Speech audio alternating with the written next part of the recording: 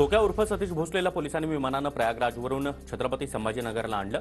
Beed police खोक्याला घेऊन बीडकडे रवाना। खोक्याला आज न्यायालयासमोर हजर करण्यात येणार। सतीश उर्फ खोक्या भोसलेच्या घरावर वन विभागाकडून बुलडोजर कारवाई। शिरूर कासारजवळ वन विभागाच्या जागेवर अतिक्रमण करत त्यानं घर बांधलं होतं। घरातून cylinder, cooler, sofa, dining table, कपाटासह इतर सर्व सामान बाहेर काढल्यानंतर वन विभागाकडून घर जमीन केलं।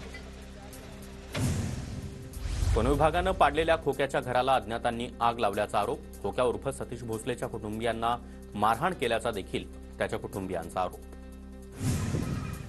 खोक्या असो वा भोक्या कुणालाही सोडणार नाही, सगळ्यांना ठोकणार। मुख्यमंत्री आणि गृहमंत्री देवेंद्र फडणवीसांचा इशारा।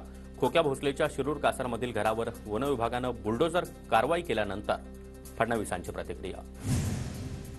बीडच्या पालकमंत्र्यांनी मागील 5 वर्षांमध्ये घडलेल्या घटनांची चौकशी लावावी। सुप्रिया सुळेंची अजित पवार यांच्याकडे मागणी। खोक्या भोसलेच्या घरातील मुद्देमाल जप्त केला, वन विभागाची माहिती।